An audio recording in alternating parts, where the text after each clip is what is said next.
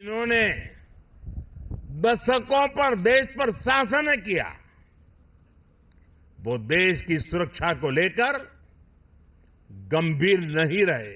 उन्होंने जानबूझकर भारत को रक्षा जरूरतों के लिए विदेशों पर निर्भर रखा। रक्षा सौदों में घोटालों की चर्चा होती थी। उन्होंने एचएएल को बर्बादी के कगार पर पहुंचा दिया था। साथियों, आजादी के बाद से एक दुर्भाग्य ये रहा कि जिन्होंने दशकों पर देश पर शासन किया, वो देश की सुरक्षा को लेकर गंभीर नहीं रहे। हालत ये थी कि आजादी के बाद देश का पहला बड़ा घोटाला सेना में खरीद के दौरान ही हुआ। उन्होंने जानबूझकर भारत को रक्षा जरूरतों के लिए विदेशों पर निर्भर रखा।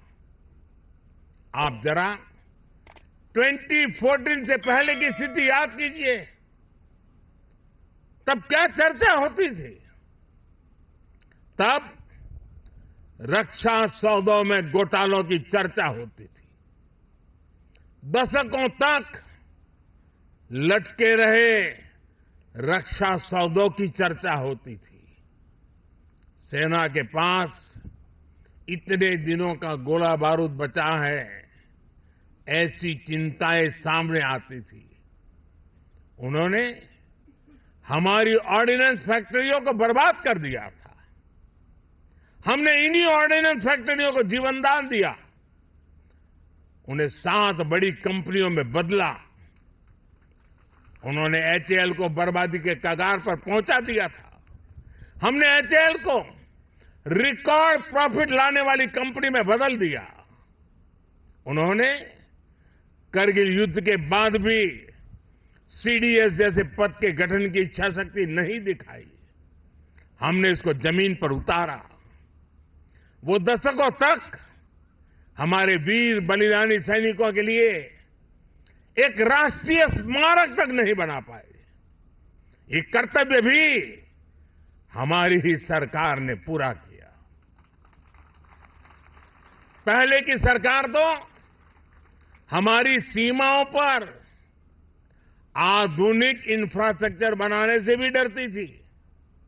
लेकिन आज देखिए, एक से एक आधुनिक रोड, आधुनिक टनल हमारे सीमावर्ती क्षेत्रों में बन रही है। साथियों, मोदी की गारंटी का मतलब क्या होता है, ये हमारे सैनिक परिवारों ने भी अनुभव किया है।